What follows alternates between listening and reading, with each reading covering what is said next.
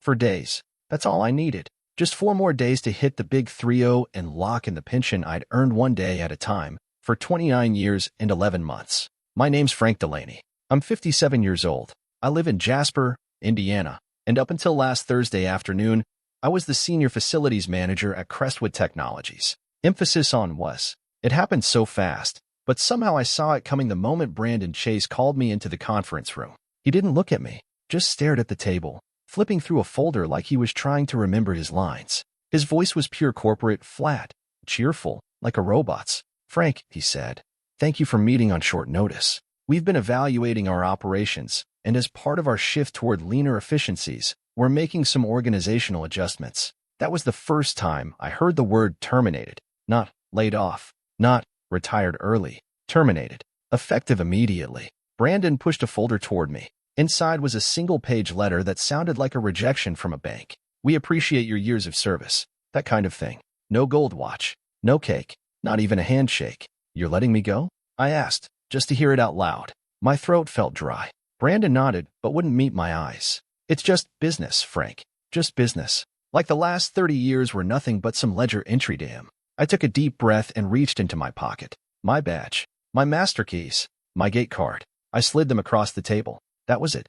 I walked out the same building I helped wire during construction, a place I knew like the back of my hand. I supervised the crew that installed the HVAC, trained the last 3 guys who sat in that same facilities desk. And now, I was just a ghost. Nobody looked up. Nobody said goodbye. It was a Thursday. I'd already filled out the form to request the 30-year pension packet. HR had even sent me the brochure. All I needed was 4 more days. When I got home, I sat in my garage for a good 10 minutes, staring at the box they gave me with my name scrawled on it in Sharpie. Inside was a coffee mug, a photo of my crew from 2007, and a 30-year service pin, still in its plastic. I didn't cry, but something broke loose inside me, like a part of my insides went slack. I could have taken it as bad luck, could have chalked it up to timing, but deep down, I knew better. For days, they knew exactly what they were doing. I spent most of Friday at my kitchen table, surrounded by paper. My wife kept asking if I wanted lunch, if I needed a break, but I just shook my head. I wasn't hungry. I was obsessed. There was something about the timing that wouldn't let me go. For days, it wasn't a coincidence. Brandon wasn't a sloppy guy. He was the type who always had backup copies, who corrected your grammar in emails. If he cut me loose 4 days before I hit my pension, it was because he planned it. So I started digging. First, I pulled out the termination letter again. One line stood out. "Per our HR audit, your employment began on January 15th, 1996. That didn't sound right. I remembered vividly, because it was freezing that week, that I started in December. I headed to the basement, opened the old filing cabinet I hadn't touched in years, and yanked out a box labeled Crestwood. There were pay stubs from the 90s, old ID badges, even my first performance review. I flipped through them, hands shaking, until I found what I was looking for. A stub dated December 29th, 1995. I held it up like it was gold. It wasn't much, just a week's pay for training hours, but it proved I was on payroll in December, not January. I kept going. Next was a wrinkled manila folder marked HR Policy 2009. I remembered keeping it because I had helped update it. Inside was the section on retirement eligibility, with a paragraph circled in red ink. Service time for retirement benefits is calculated based on the original hire date, not the date of promotion or transfer. I sat back in my chair. Original hire date, December 15th, 1995, not January. They were shaving a month off my record. On paper, that put me just under 30 years. They get out of paying the full pension package by one pay cycle. I grabbed my calculator and did the math. That missing month? It cost me nearly $142,000 over the rest of my life in pension benefits, not to mention the retiree health insurance I was now ineligible for. Years of loyalty taken away with one adjusted date in a spreadsheet.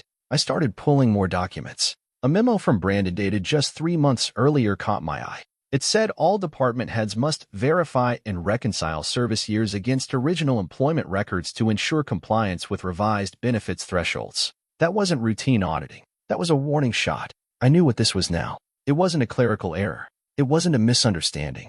It was a hit job, dressed up in corporate jargon, but targeted, precise, and personal. And they thought I wouldn't notice. But they underestimated me. They thought I was just some blue-collar lifer who didn't know how to read fine print. They forgot that I trained half the people who worked there, that I had more binders and emails saved than most of them knew existed. I stared at the pile of documents spread across my kitchen table. Receipts, policies, pay stubs. My hands were dirty with ink and dust, but I felt calm for the first time in days. I wasn't crazy. I wasn't overreacting. They knew what they were doing, and now I did too. I stared at Brandon's number on my phone for almost 10 minutes that Saturday morning. My thumb hovered over the screen, but I didn't press it. What was I going to say? He'd just deny everything, spin it like he always did. It's complicated. Or HR made the final call, like he didn't personally sign my termination. So I put the phone down and sat with the silence.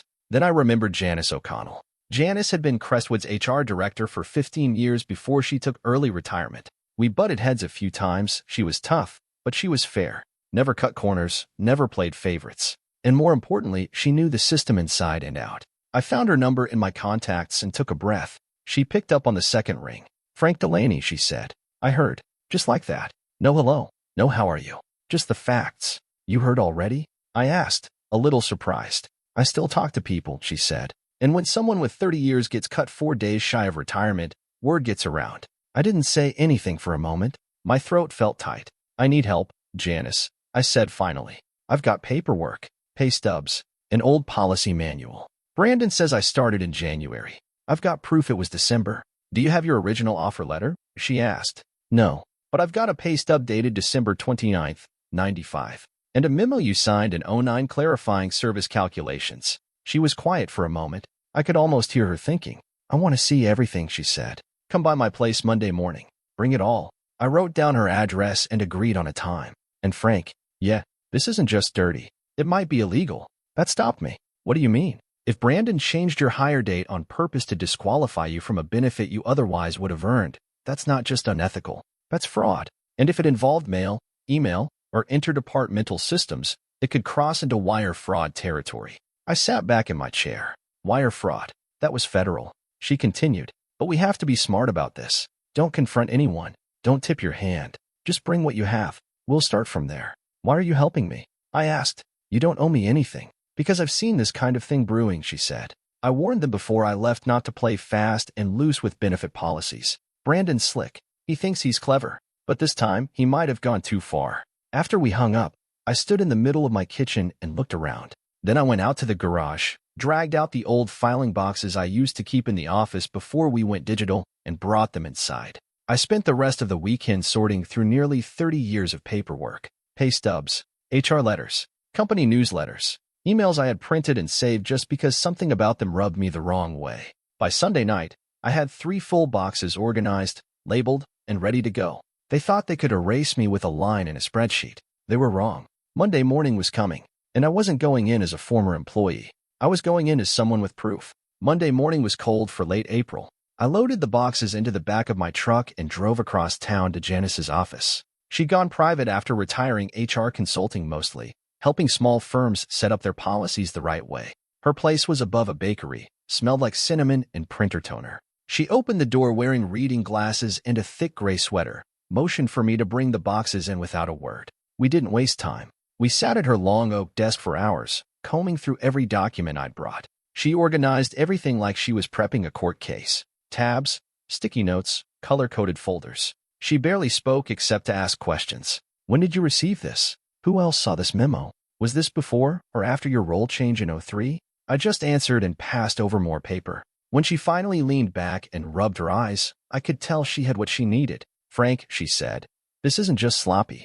It's targeted. That memo from Brandon about verifying service years? That's our golden ticket." She held it up, a printout with his digital signature at the bottom, dated February. It instructed department heads to reevaluate all employee tenure data to identify cost-saving opportunities regarding upcoming retirement obligations. I leaned forward. "So he basically told people to find ways to short pension payouts." She nodded. "Not in those exact words. But that's how investigators will read it, especially if we can show a pattern." "A pattern?" She gave me a long look. "I suspect you're not the only one this happened to." That hadn't occurred to me. But now that she said it, it made sense. The company had been tightening the belt all year. A few quiet retirements. Some terminations that didn't feel right. I thought back to Roger from procurement, let go a month before his 25th anniversary. "We'll file with the Department of Labor," Janice said. "This is serious. Once it's in their hands, they'll dig into the company records. Subpoena emails, server logs, whatever they need." My stomach flipped. This wasn't just about getting my pension anymore. This is gonna get ugly, isn't it? She gave a small, tired smile. Maybe, but you don't have to do anything reckless. Let the feds do the heavy lifting. Your job is to be honest and keep your records safe. I looked at the neat stack of folders on her desk. All those years, all the time. Almost lost to a spreadsheet trick. Okay, I said. Let's do it. Janice stood and extended her hand. I shook it. Complaint goes in today, she said. Now we wait. As I walked out to my truck, I realized I felt lighter than I had in days. Maybe it was the cinnamon rolls from the bakery, or maybe it was knowing for once I wasn't alone in this. The next morning, my phone rang while I was sipping coffee in the garage. Unknown number. I almost let it go to voicemail, but something told me to pick up. Frank, Brandon's voice said, chipper in that fake, customer service tone he always used when he was about to ask for something. Just wanted to check in, see how you're doing.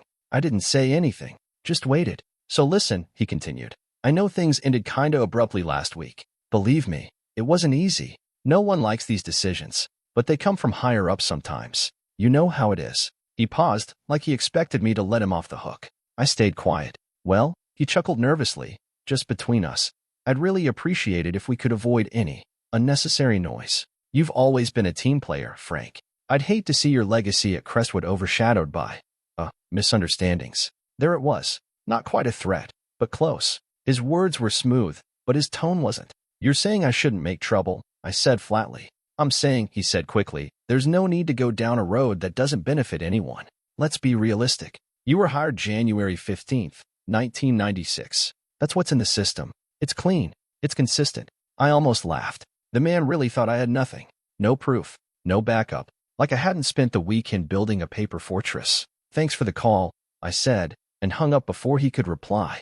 A couple of hours later, Janice called. They've opened a case, she said. Department of Labor assigned 2 investigators this morning. They're starting with a review of internal documents. My heart thumped in my chest. That fast? Yeah, and it gets better. You're not alone. What do you mean? I've already spoken to 3 other former employees, she said. All of them were let go within a month of hitting their pension milestones. Different departments, same language in their termination letters. HR cited restructuring and efficiency mandates. Sound familiar? Too familiar. One guy, Carlos from maintenance, let go 5 days before his 20-year anniversary. No warning, no write-ups, just gone. He thought it was personal until I showed him your memo from Brandon. I rubbed my jaw. So this is bigger than me. A lot bigger, she said. The DL was already monitoring Crestwood. Your complaint just cracked it open. I stood there, staring out at my truck in the driveway. Same truck I'd driven to that building for almost 30 years. I had oil-stained hands and a bent spine to show for it. They called us legacy costs in one of the emails I found last year, Janice added. That's what they think of people like you. Like me. I felt something twist in my chest. Not anger exactly. Not yet. But something colder. Focused. They messed with the wrong legacy, I said. Janice chuckled. Damn right they did. The investigators showed up on a Thursday morning. 2 of them, Daniels and McKay. Both in suits. The one wore muddy boots like he wasn't afraid to get dirty. They met me at Janice's office, carrying laptops, ID badges, and a quiet intensity that made the whole thing feel real. Daniels opened his briefcase and pulled out a printed email. We need to walk you through what we've uncovered so far, he said. Some of this might be difficult to hear. I nodded, feeling the weight of it already pressing against my chest. McKay spoke next. We subpoenaed internal communications between Brandon Chase and several HR personnel. We also retrieved archived board presentation materials. What we found confirms your suspicions. This wasn't a one-time oversight. It was a coordinated effort. He handed me a sheet with highlighted lines. It was an internal email from Brandon to the director of HR, dated back in January. We need to accelerate the retirement schedule for high-cost legacy personnel. Review tenure dates and flag any that can be recalculated under the revised policy language. Goal: optimize Q4 headcount without triggering full vesting obligations. My name was listed below, along with 2 others. The subject line?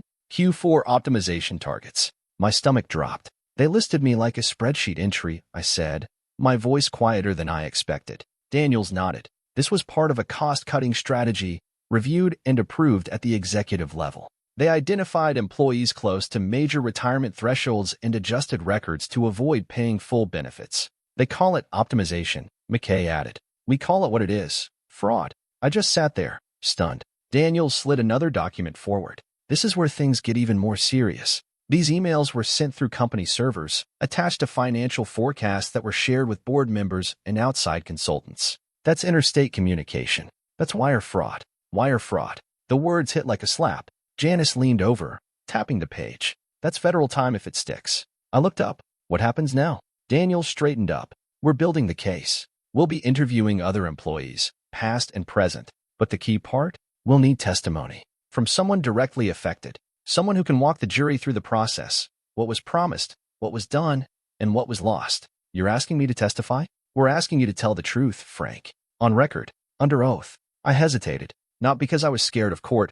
I'd sat through depositions before, back when we were unionized and I was shop steward, but because this wasn't some abstract policy meeting. This was me, my life, my pension, my future. I looked at Janice. She gave me a small nod. You've already done the hard part, she said. You stood up. I swallowed hard. I'll do it. McKay smiled faintly. Good. You're not just helping yourself. You're helping every person they've done this to, and every person they thought they could get away with doing it to next. The rest of the meeting was logistics, document review, upcoming subpoenas, prep sessions, but I barely registered it. I just kept staring at that phrase, Q4 optimization targets. That's what I was to them.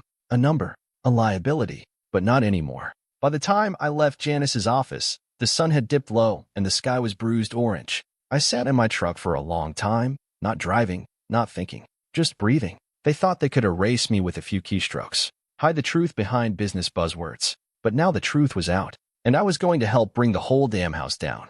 By the end of the next week, everything blew wide open. It started with a quiet visit from federal agents to Crestwood's downtown offices, just a couple of plain sedans parked out front while guys in windbreakers walked out with boxes and hard drives. But by Friday morning, it wasn't quiet anymore. The local paper ran the story under the headline, Feds investigate Crestwood Technologies for pension fraud. My name wasn't in the article, but the timeline, the quotes from anonymous sources, the bit about falsifying tenure records, it was all there. And it was just the beginning. Over the weekend, Janice called me 3 times. Each time, she had another name to add to the list, former employees who were terminated under strategic restructuring right before key anniversaries. A few of them reached out to me directly, people I hadn't seen in years. Carlos from maintenance, Lillian from payroll, Steve, who used to run facilities in the Dayton branch. Same story, different zip code. We weren't isolated cases. We were part of a pattern. And now, the Department of Labor had the pieces to prove it. On Monday, Crestwood's board called an emergency meeting. That's when Brandon panicked. I was out back, restaining the deck, when my phone rang. His number flashed on the screen like a ghost. I picked up. I wanted to hear what he had to say. Frank, he started, breathless. Listen, I know things got off track. This whole situation, it's not how I wanted things to go. I said nothing.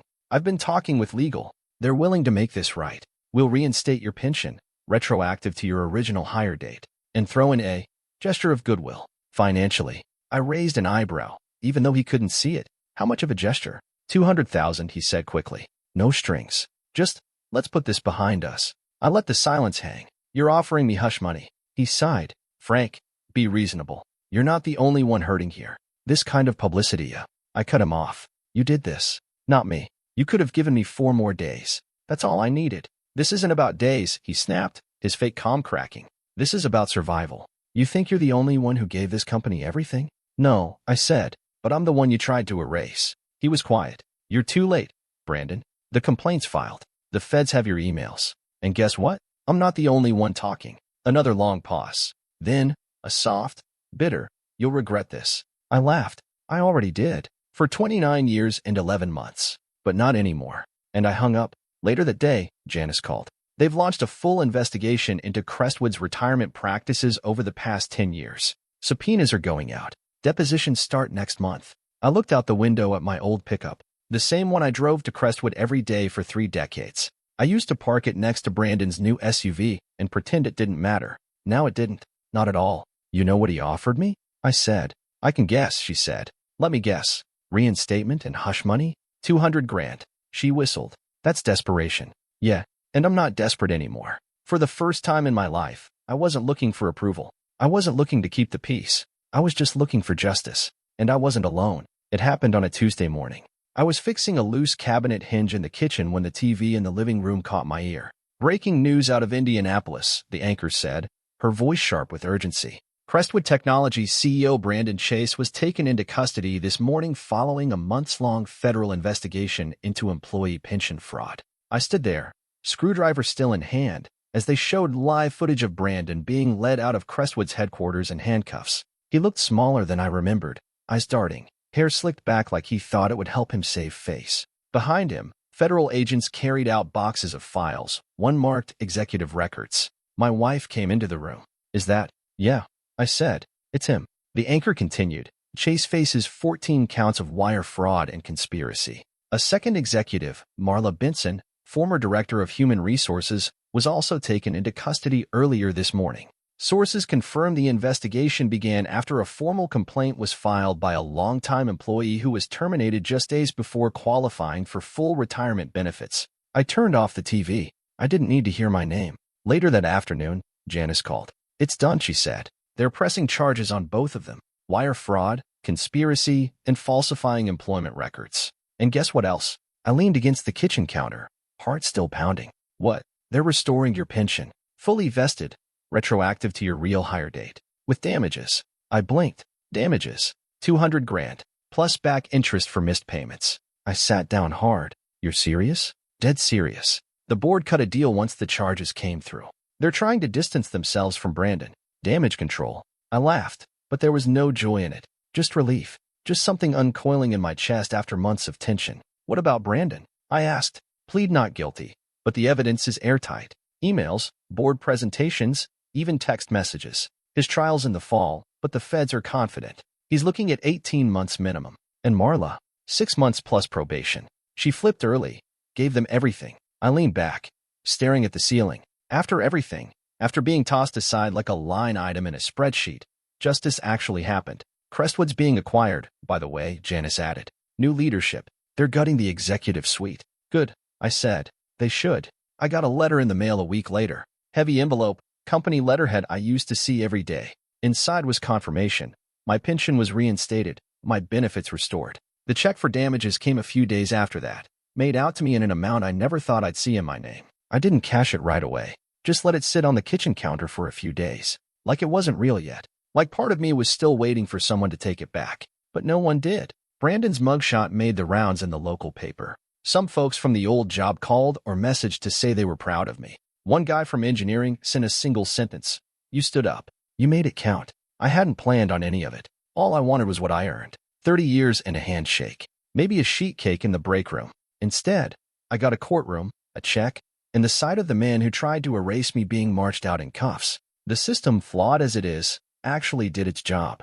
And for the first time in a long time, so did I. For myself. It's been 6 months since the fall. I spend most mornings in the garage now, not fixing pipes or replacing lights like I used to at Crestwood, but building furniture. Real wood, real craftsmanship.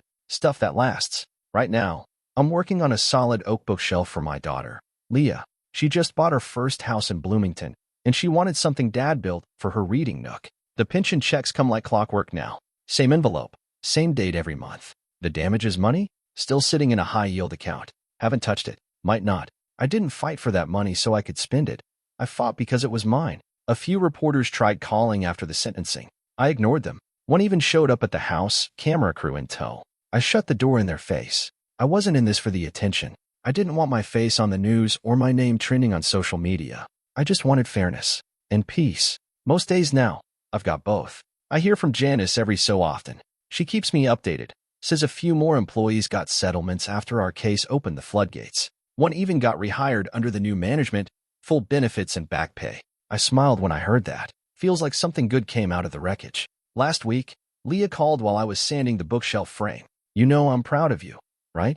She said out of nowhere. I paused, swallowed. Thanks, honey. That means more than you know. I didn't want to burden her with the details back when it was all happening. She was finishing grad school, building a life. But she knows now. Enough, at least. You built something that matters, she said. She meant more than just the bookshelf. I delivered it yesterday. Perfect fit by the window. Sunlight hit the shelves just right. We didn't talk about Crestwood. We didn't need to. Back home, I sat on the porch and watched the wind move through the trees. No drama. No calls from HR. No deadlines to chase. I built something. And this time, it wasn't for a paycheck or a performance review. It was for family. For myself. For the life I earned. Sometimes, standing your ground is enough.